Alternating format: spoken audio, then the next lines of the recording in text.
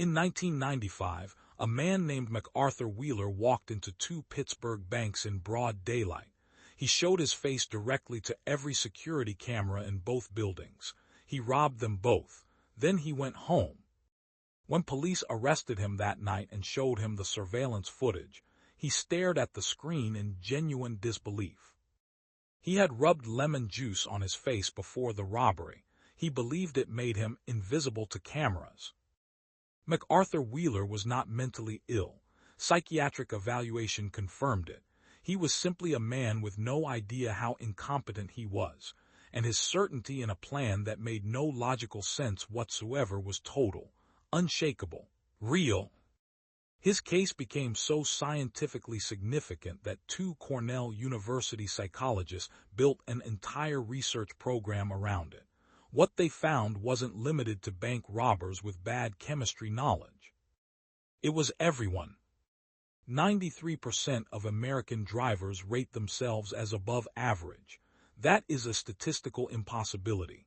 94% of professors at the University of Nebraska rated their own teaching as above average. In a national survey of high school seniors, 70% rated their leadership ability as above average, and 25% placed themselves in the top 1%. Surgeons with the highest documented complication rates consistently rated their own surgical skill the highest in peer surveys. This is not arrogance. It is not ego. It is a systematic glitch baked into the architecture of human cognition, and the most disturbing part is not that it exists. It is that it is completely invisible from the inside. You cannot feel it operating. You cannot catch it in real time.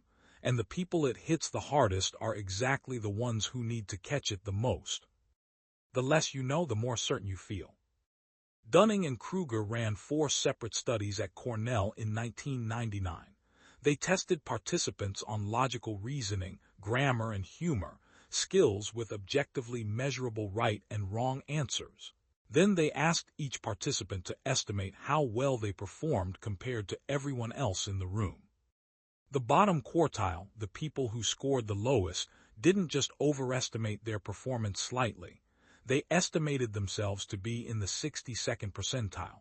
They believed they were comfortably above average, while objectively ranking in the bottom 12%. That is the first layer. Here is the one that makes it structurally unsolvable from the inside. The same skills you need to perform a task well are the exact same skills you need to evaluate how well you performed it. If you lack the ability to construct a logical argument, you also lack the ability to recognize that your argument is illogical. If you lack the ability to read a financial market, you also lack the ability to see that your read was wrong. The incompetence and the inability to detect the incompetence are the same deficiency, wearing 2 different faces. Dunning called it the double burden of incompetence. You don't know, and you cannot know that you don't know. The diagnostic tool is broken, and you have no way of knowing it's broken because the diagnostic tool is broken. Here is where the study goes in a direction nobody expects. When Dunning-Kruger looked at the top performers, the people who scored in the 90th percentile, those people underestimated themselves. They assumed the tasks were easy for everyone. They figured everyone had found it as manageable as they had. Genuine competence produced humility. Genuine incompetence produced certainty. The graph runs in the exact opposite direction your instincts predict. Aviation psychologists have studied pilot overconfidence for decades because the consequences are documented in black box recordings and crash reports.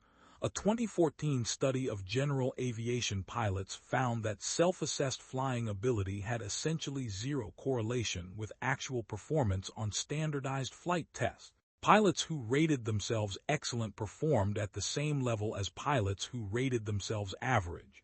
The self-rating predicted nothing, except confidence. A study published in the Archives of Surgery asked surgeons to rate their own technical skill immediately after completing procedures. Those ratings were then compared to scores from independent observers. The correlation was negligible, But the surgeons with the worst independent scores showed the largest gap between their self-assessment and reality. The worst performers were the most confident their performance was acceptable. These are not people making small miscalculations. These are people holding scalpels. A study tracking 10,000 individual stock traders found that the most active traders, the ones placing the most bets with the most certainty, consistently underperformed the market and underperformed less active traders. Trading volume was directly correlated with overconfidence and inversely correlated with actual returns.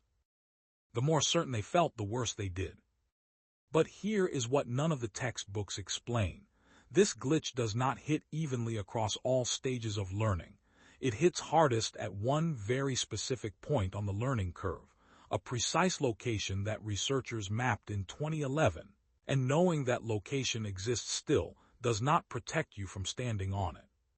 There is a specific point on every learning curve where your confidence spikes to its absolute peak, higher than it will ever be again, including after you become genuinely skilled. It happens right after you learn just enough to feel like you understand something, before you have learned enough to see how much you are missing.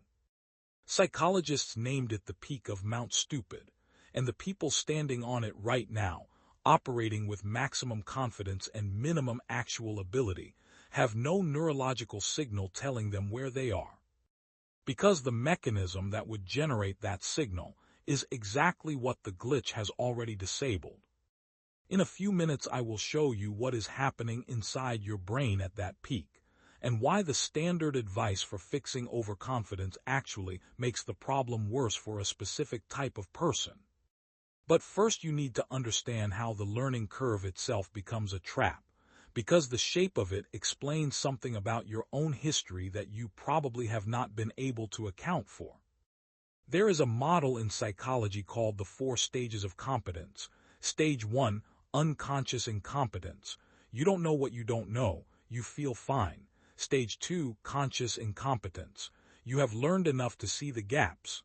Confidence collapses. This stage is deeply uncomfortable. Most people interpret that discomfort as evidence they are failing and they stop. Stage 3, conscious competence. You can perform but only with full concentration. Stage 4, unconscious competent, automatic, effortless.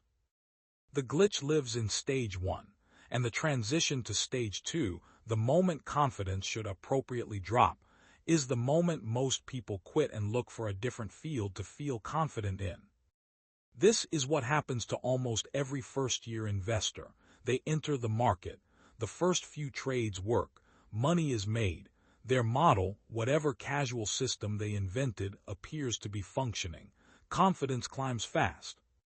What they do not know is that they entered during a broad market upswing. Almost any position they took would have moved in their direction. Their model was not predictive. They were passengers in rising water who believed they were swimming.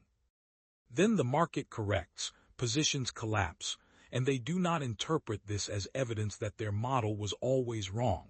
They interpret it as bad luck, an anomaly, something external. The model they believe is still sound.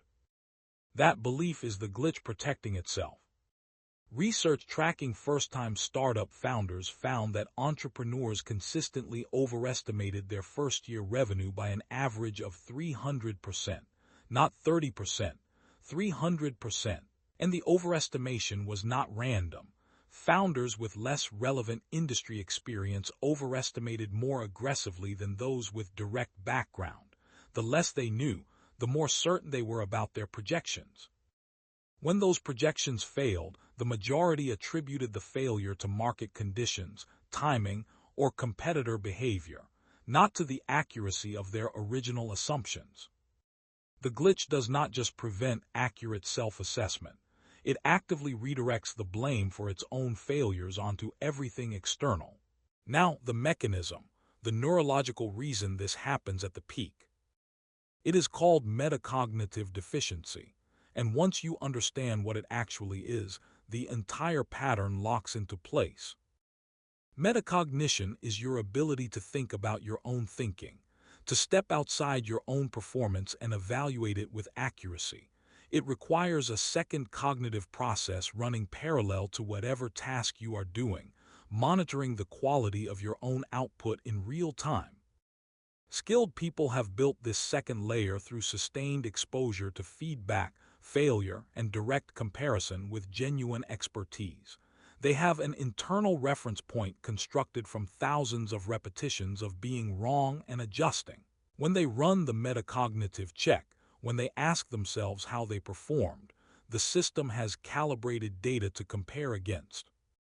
Unskilled people have not built that reference point yet, so when they run the same check, the system returns a positive signal, not because the performance is good, because there is no accurate comparison available to measure it against.